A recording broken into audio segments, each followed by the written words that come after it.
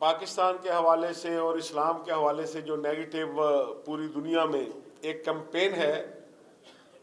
اس کو ختم کرنے کا صرف ایک ہی طریقہ ہے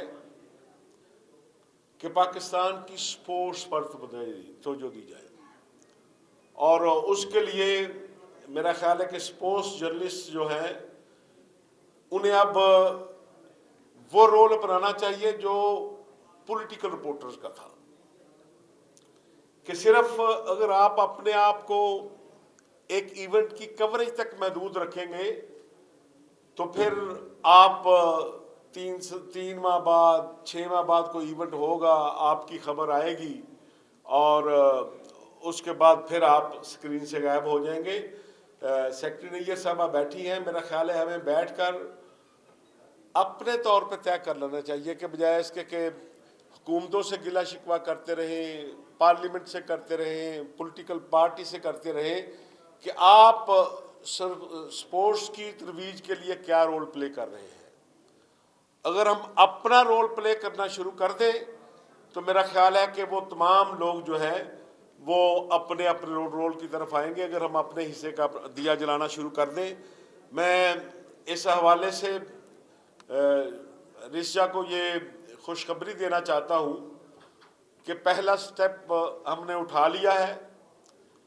شکیل اوان صاحب کی سربراہی میں نیشنل پریس کلب نے ابھی ایک کمیٹی قائم کی ہے، کیونکہ پاکستان ہاکی ٹیم بڑے عرصے بعد وکٹری سٹینڈ پہ آئی تھی، لیکن ان ہمارے پلیئروں کو وہ پذیرائی پاکستان میں نہیں ملی جو ایک عرصے کے بعد وکٹری سٹینڈ پر ہاکی کی ٹیم کے آنے کے بعد ملنی چاہیے تھی۔ تو اس لیے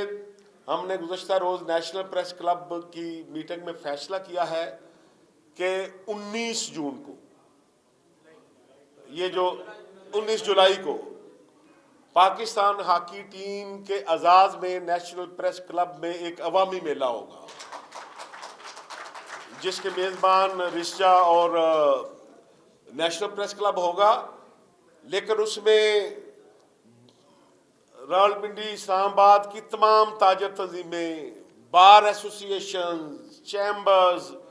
اور تمام ڈگنیٹیز کو بلا کر انہیں ایک ہیرو کی طرح ہم ان ہاکی ٹیم کے نوجوانوں کو ویلکم کریں گے، تاکہ وہ بتا سکیں کہ اگر ہم نے اتنے عرصے بعد پاکستان کا فلیگ